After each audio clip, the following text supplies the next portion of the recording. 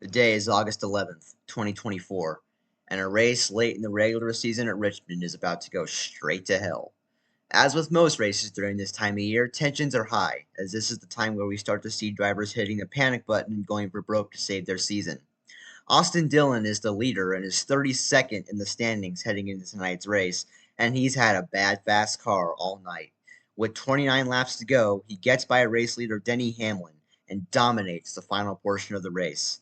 He's well on his way to score the first non-bullshit win of his entire career. Look at this. He's over 3 seconds ahead with 3 laps to go. Ah, damn it, Stenhouse, you frickin'. Anyway. Well, kids, time to superglue your eyes shut because another NASCAR race is going to end in another unwatchable overtime. As replays of the wreck are being shown and pit stops begin, I can't help but wonder if there was going to be any extra overtimes. We weren't too far into the future from the Nashville race in June, where there was accident after accident after accident that happened past the scheduled distance.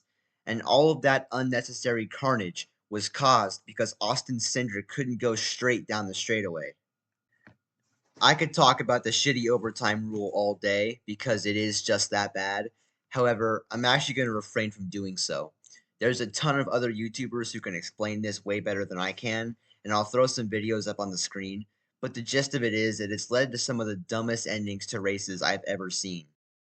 Green flag flies, and Austin Dillon gets an atrocious restart and folds to Logano like a lawn chair.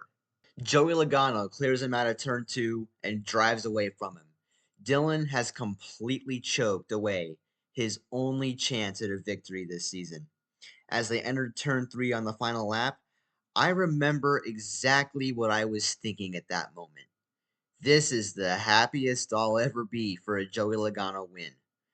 Logano had been the beneficiary to the Nashville shit show earlier in the year and was by far more deserving of the playoff spot than Austin Dillon. And Austin Dillon is in 32nd in points. Austin Dillon needs to win this race. Austin Dillon is about to go for broke.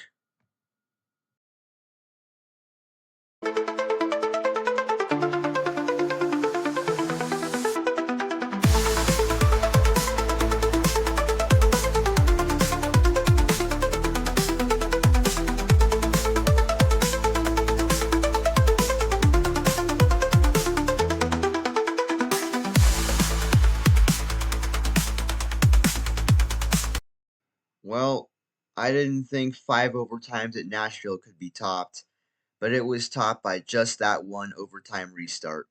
Austin Dillon doesn't even try to make the corner and pile drives the 22 car. This leaves an open lane for Denny Hamlin to snake through, and Dillon turns hard left and right hooks him hard into the outside wall. Logano had every right to be upset at Dillon, and I think he had every right to go over there and confront him. However, I doubt he wanted to go and do that with all of Dillon's pit crew guys standing there. That's understandable. What I'm not a fan of is this. Check this out. He flies past a bunch of cars in the pits and does a little burnout and almost hits people, and that to me is just dangerous and childish. Like, there's heavy traffic with cars rolling to a halt. All the drivers, pit crew guys, and families are coming out to greet him after a very long night. So, like, I know Austin Dillon's an asshole, but please do not throw a temper tantrum in the pit lane that puts others' safety at risk because you're angry about something that happened on the racetrack. Now, I see people who are defending this and saying, well, Joey Logano has done similar things in the past, so he can't be getting upset about this. Firstly, I don't think Joey Logano has done anything even remotely comparable to what Austin Dillon did. Let's take a look at some of his worst moments or dirtiest moments behind the wheel of a cup car, and let's compare that to Austin Dillon. I'll start off with 2018 Martinsville, which was it a dirty move? No doubt, especially when you consider the fact that Truex had raced Logano cleanly for the win for that entire run and had not touched him a single time. Still, though, not completely junking him, and this is a kind of move you see in NASCAR quite often, especially in a late season playoff race. Next, we have a late season playoff race at Kansas in 2015, where Joey Logano, who is already locked into the next round, is racing Matt Kenseth, another fellow playoff driver. Kenseth throws a big block on Joey Logano heading into 1 and 2, and Joey Logano holds his line and wrecks him. It's definitely a chicken shit move, but it's not putting the safety of another driver at risk by right rear hooking them into the wall. The final example I'll give is the 2022 Darlington Throwback Race. I'll play this at 2x speed to show you that Joey Logano doesn't even attempt to race William Byron for the win and wrecks him as soon as he catches up to him.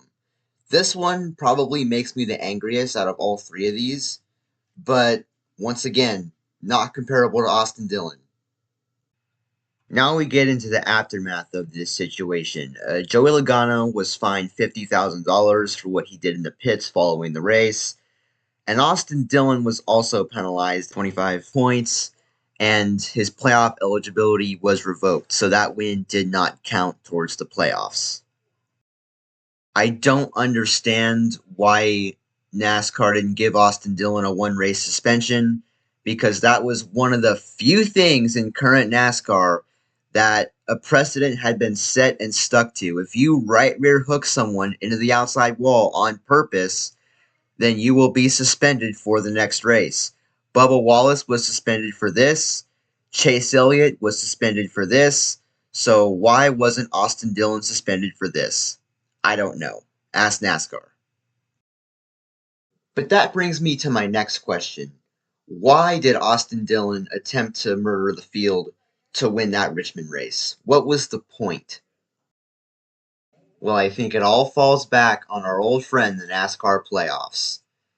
Do you really think Austin Dillon would have attempted to go full send, attempted murder on the field if there wasn't 16 points positions and a guaranteed chance at a championship that he wouldn't have had before dangling out in front of him? I really don't think so. And Austin Dillon would have won that race fair and square had that wreck not happened with 2 laps to go. Ryan Preece and Ricky Stenhouse weren't even battling for a position when they crashed. Luckily for Austin Dillon, the next season, the same track, the same race, he would win it and do it the right way this time. So at least he was able to get his redemption. He still didn't deserve to be in the playoffs, but at least he got that win. Anyways, guys, that is today's video. I hope you guys enjoyed. This is kind of a new thing for me. I haven't done anything like this before, and I hope to make more in the future. So please like, comment, subscribe, and share this video to your friends, because this is going to be a very regular thing. I'm hoping to post a lot here, so any support means a lot, and I will see you guys in the next video.